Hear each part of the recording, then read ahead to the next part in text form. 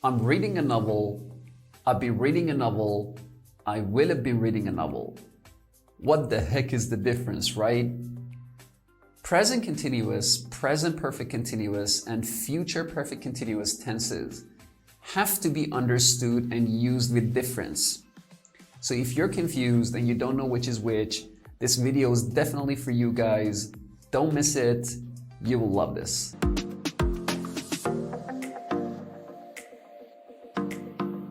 Now let's start with the easy stuff. I'm reading a novel. In this sentence, the action described is still going on at the moment of speaking. I'm reading a novel simply means that I'm reading a novel at the moment of speaking. It is still going on. Now let's continue with the heavy stuff, right? Present perfect continuous. I've been reading a novel for a couple of hours. Now what this sentence means is that I started reading the novel a couple of hours ago, but I'm still holding the book in my hand and I'm still reading it.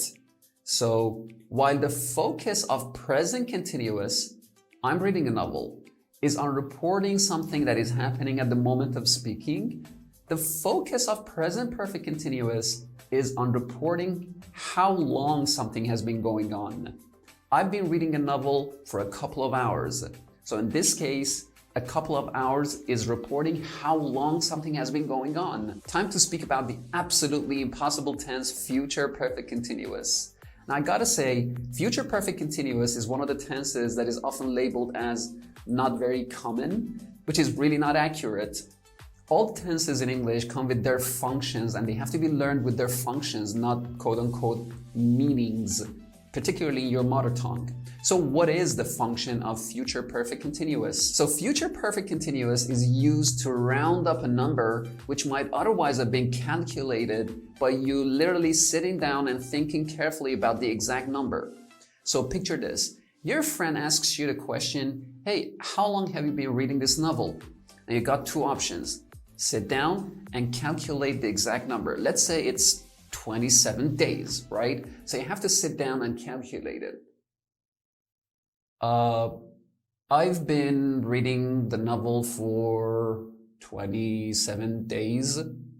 So it might be a little difficult to actually remember the exact number, but you got option number 2, future perfect continuous. You can go with, by the end of this week, I will have been reading this novel for a month.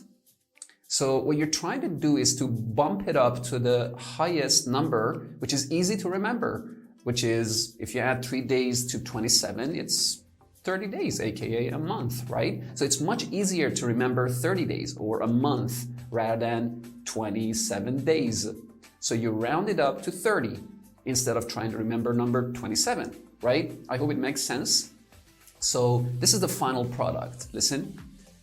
In 3 days, I will have been reading this novel for a month, or by the end of this week, I will have been reading this novel for a month. So to wrap up, present continuous is used for reporting something that is happening right now. I'm reading a novel. Present perfect continuous is used for speaking about something that you've been doing for a certain period of time. For example, I've been reading a novel for a couple of hours, or I've been reading a novel for a couple of days. Future perfect continuous, however, is there to help you not have to calculate the exact number of hours or days that you've been doing something, and instead it helps you bump it up to the highest, easy to remember number. For example, in 3 days or by the end of this week, I will have been reading the book for a month. You can make sentences with these tenses, guys, and write them down in the comment section below. I'll make sure to check them out. If you enjoyed watching this video, don't forget to support me by following me on Instagram and subscribing to my YouTube channel. Signing out, Miles.